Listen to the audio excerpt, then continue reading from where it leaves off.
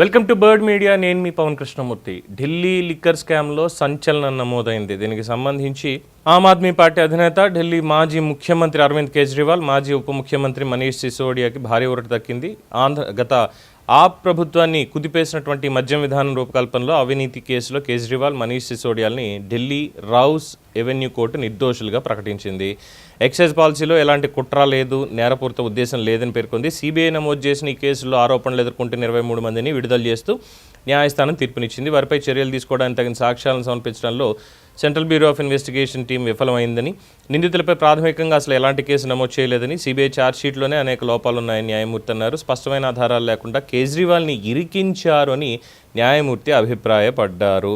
ఇక ఇదే కేసులో కల్వకుంట్ల కవిత మీద సిబిఐ మోపిన ఆరోపణలన్నింటినీ తోసిపుచ్చింది. ఆమెకు పూర్తి స్థాయిలో క్లీన్ చిట్ ఇస్తున్నట్టుగా ప్రకటించింది.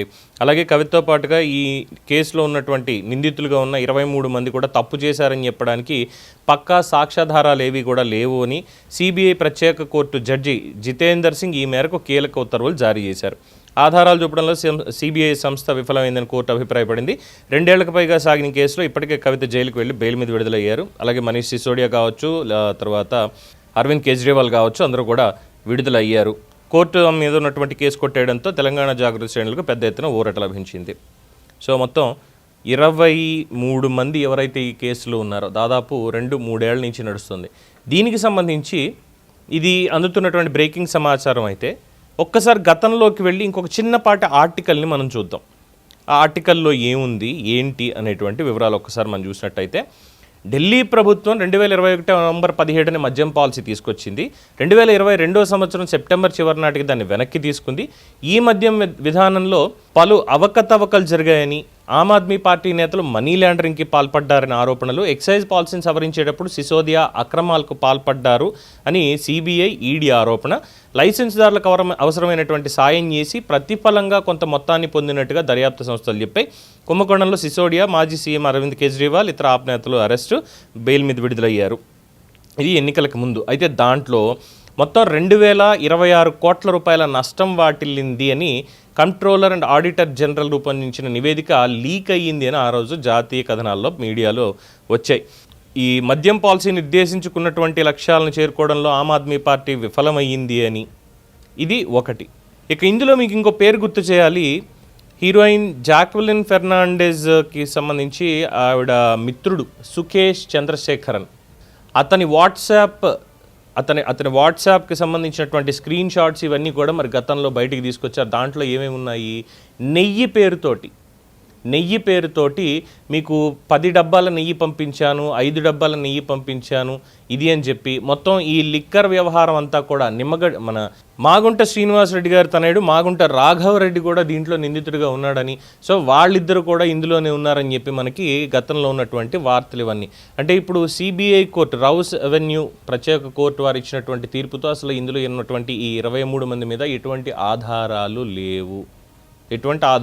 లేవు, అసలు కేసే లేదు అనేటువంటిది సిబిఐ ఫెయిల్ అయ్యింది అని సాక్షాత్తు కోర్టు వారు ఇచ్చినటువంటి తీర్పు.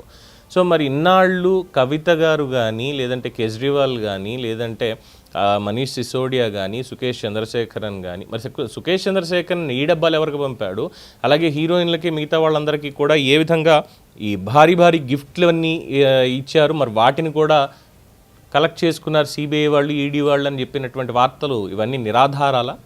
కేవలం ఒక స్క్రిప్ట్ ప్రకారం నడిపించారని భావించాలి. ఇప్పుడు కేవలం రాజకీయ కక్షతో పెట్టినటువంటి కేసు అని ఇప్పుడు ప్రజలు దీని మీద ఫిక్స్ అవ్వాలా? కవితని అరెస్ట్ చేయడం కావచ్చు, లేదు అంటే కేజ్రీవాల్ని అరెస్ట్ చేయడం, మనీష్ సిసోడియా గారికి ఆయనకి ఆరోగ్యం బాగాలేదు, ఆయన భార్యకి కూడా ఆరోగ్యం బాగాలేదు, ఆయనేమో వయోవృద్ధుడు, వయసును కూడా చూడకుండా లేదు మొత్తం వీళ్ళే చేశారు, సాక్షులను ఇప్పుడు ప్రభావితం చేస్తారు అని చెప్పని బయటికి తీసుకొచ్చేశారు. మొత్తానికి లోపల మన తిహార్ జైల్లోనే ఉంచారు వీళ్ళందరినీ తీసుకెళ్ళి. మరి అక్కడ ఉంచినప్పుడు ఇన్నాళ్ళు వీళ్ళు పడినటువంటి ఈ మానసిక క్షోభకి ఎవరు న్యాయం చేస్తారు? ఇప్పుడు ఎవరిని ఇక్కడ మనం వీళ్ళందరూ స్కేప్ గోడ్స్, అందులో డౌట్ లేదు. మరి కింగ్ పిన్ ఎవరు? ఈ మొత్తం కేసు నడిపించినటువంటిది ఎవరు దీనికి ఉత్తర్వులు ఇచ్చారు, కంప్లైంట్ ఇచ్చింది ఎవరు, ఇప్పుడు తప్పు చేసింది ఎవరు? తప్పు లేదు అని చెప్పి సిబిఐ కోర్టు వారు తీర్పిచ్చారు కాబట్టి వీళ్ళందరూ కూడా అనుభవించినటువంటి శిక్ష ఎవరైతే వీళ్ళ మీద కేసులు నడిపించారో మరి వాళ్ళు కూడా అనుభవించాలి కదా. వాళ్ళకి కదా అసలు శిక్ష పడాల్సింది, తప్పుడు కేసు పెట్టారు అన్నటువంటి పాయింట్లో. మరి దాని మీద ఏమన్నా సమాధానం ఉంటుందా? ఎందుకంటే దీన్ని కేవలం ఒక బ్రేకింగ్ న్యూస్గానే చూసి సాయంత్రం వరకు దీని మీద విశ్లేషణలు నడిపేసి ఇంకేముంది అయిపోయింది అంటే అది న్యాయం కానే కాదు. డెఫినెట్గా ఇన్నాళ్ల పాటు జైల్లో ఉంచి ఇప్పుడు క్లీన్ చిట్ ఇవ్వడంతో సిబిఐ మీద నమ్మకం అనేది పూర్తిగా సడలిపోతుంది. గతంలో జస్టిస్ ఎన్వి రమణ గారు చీఫ్ జస్టిస్గా ఉండగా ఆయన అడిగినటువంటి తీరు, ఒక క్వశ్చన్ ఇప్పుడు మళ్ళీ మనం గుర్తు చేసుకోవాలి. సిబిఐ వారు రిజిస్టర్ చేసినటువంటి కేసులు, టేకప్ చేసినటువంటి కేసుల్లో ఎంత శాతం సక్సెస్ రేట్ చూపించగలుగుతారు, ఎంతమందిని అరెస్ట్ చేస్తారు నిందితులుగా విత్ సాక్ష్యాధారాలు అని చెప్పని అడిగారు. అప్పటి నుంచి ఈ రోజు దాకా సమాధానం లేదు. కానీ కేసులు ఒక్కొక్కటిగా క్లీన్ చిట్లు అనేవి వెళ్తున్నాయి. అసలు జరిగినటువంటి స్కామ్లు, అసలు జరిగినటువంటి హత్యలు, అసలు జరిగినటువంటి ఇన్సిడెంట్లు, వీటి మీద మాత్రం సిబిఐ నత్తనడక అనేది ఇంకా నడుస్తూనే ఉంది. కానీ 200-300 కోట్ల విలువైనటువంటి ఢిల్లీ లిక్కర్ స్కామ్ అని ఏదైతే వీళ్ళు చెప్పారో, తద్వారా 2026 కోట్ల రూపాయల ఈ మొత్తం అంతా కూడా ప్రభుత్వానికి నష్టం వాటిల్లింది అని మాట్లాడారో, దాంట్లో 2022 తర్వాత దాదాపు 4 ఏళ్ళ తర్వాత ఇప్పుడు వచ్చి అసలు అందులో సాక్ష్యాధారాలు లేవు, సిబిఐ ఫెయిల్ అయ్యింది, ఇందులో ఉన్నటువంటి నిందితులందరికీ క్లీన్ చిట్ ఇస్తున్నాము, వాళ్ళని కావాలని ఇరికించినట్టుగా ఉంది అని న్యాయమూర్తి అభిప్రాయపడ్డారు. అంటే కావాలని ఇరికించినట్టుగా ఆయన అభిప్రాయపడినప్పుడు సో ఇక్కడ ఎవరు అసలు నిందితులు, ఎవరిని అరెస్ట్ చెయ్యాలి? తప్పుడు కేసు పెట్టిన వాళ్ళని ఖచ్చితంగా అరెస్ట్ చేయాలిగా. మరి ఇందులో ఎవరిని అరెస్ట్ చేస్తారు? ఇప్పుడు దానికి న్యాయస్థానం ఏం చెప్తుంది ప్రజలకి అనేదే ఆసక్తికరంగా ఉంది. ఇదంతా కూడా చూస్తుంటే ఎగ్జాక్ట్గా ఢిల్లీ ఎన్నికలు జరుగుతున్నప్పుడు వచ్చినటువంటి వ్యవహారంలో ఆమ్ ఆద్మీ పార్టీని ఎలాగైనా ఓడించాలనేటువంటి ఉద్దేశంతో విపక్షాలు చేసినటువంటిది, అంటే ఆమ్ ఆద్మీ పార్టీకి వ్యతిరేకంగా ఉన్నటువంటి ప్రత్యర్థి పార్టీలు చేసినటువంటి దానిగా ఇది భావిస్తే వేళ్ళన్నీ కూడా భారతీయ జనతా పార్టీ వైపే చూపిస్తున్నాయి అనడంలో ఏమాత్రం అతిశయోక్తి లేదు. ఇది ప్రస్తుతం ఉన్నటువంటి బ్రేకింగ్ అప్డేట్. దీని మీద మీ అభిప్రాయం తెలియచేయండి. For more updates keep watching the bird media.